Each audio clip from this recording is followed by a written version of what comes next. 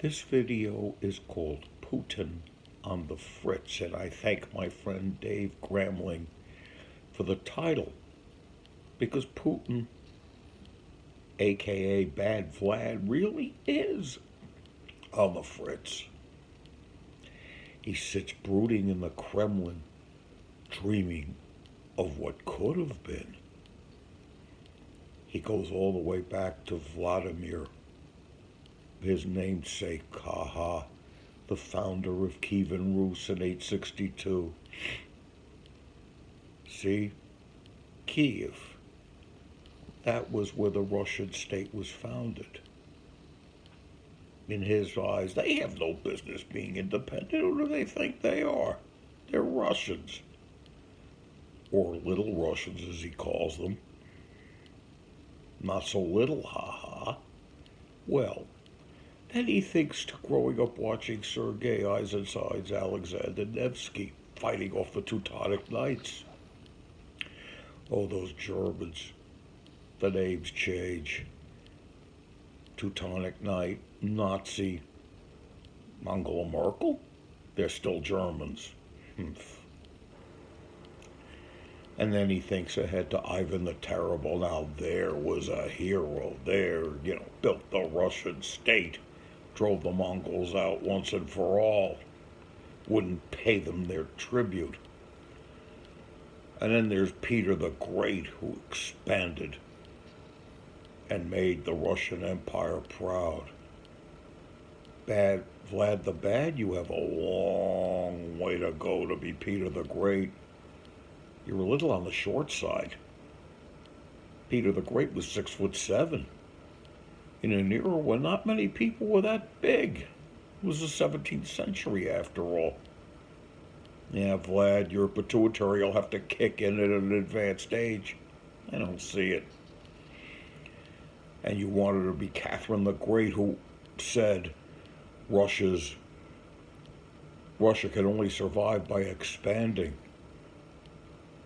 I had a terrible thought of Vlad the Bad as a cross-dresser. No, we'll push that thought to the side. Fought off Napoleon, fought off Hitler. And the biggest tragedy was the Soviet Union collapsing. Well, maybe to you, but not to millions of others who thought this was a great thing. And then Vlad is sitting there thinking about it. He wants 140 million Russians to rule over 300 million non-Russians, who, many of whom lived through that and really don't want it again. Okay. He thought this would be easy. That's Zelensky. A clown. I'll kidnap him and kill him, or he'll just leave the country and it'll be all mine and I'll be welcomed as a liberator. What happened? He stayed. That was a fly in the ointment to my plans. Oops. Then follow the news, and the 40-mile-long convoy on its way to Kiev. Though it didn't make it. They ran out of gas the first day. And all these Russian generals keep getting killed. Why? It's like whack-a-mole. They show up because the convoy's not moving and nobody takes initiative. And they don't have secure telephones. They're using their own cell phones, and they're bouncing off Ukrainian cell towers.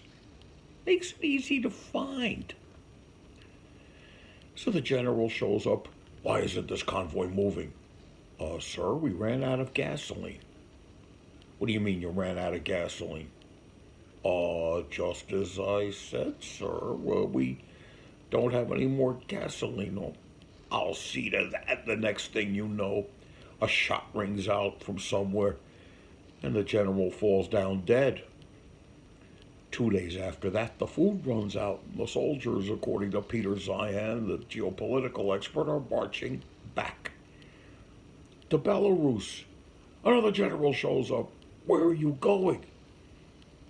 We don't have any food, General. Too bad. Turn around and go back to where you are. Oops, a shot rings out. That general gets taken out. They didn't learn from that, did they? Oh, when the Ukrainians wanted to fight, so much for Slavic brotherhood, Vlad the Bad thought as he put his head in his hands. No, this really isn't going as planned. And to throw a little real politic into this with the silliness, even if Vlad the Bad conquers Ukraine, it doesn't help him. If Russian security is what he wants, he has to go further than that, and then NATO gets involved. He has nukes, but not sure how much they've been maintained. Between corruption and poverty in Russia, he could fire up a missile that's aimed for London. It could end up doing an about face and hitting Moscow. Oops. All his dreams of being the greatest Russian leader ever, the rate he's going, he might be the one who turns the lights out. Oh well, it stinks to be him. These things happen. So Putin really is on the fritz.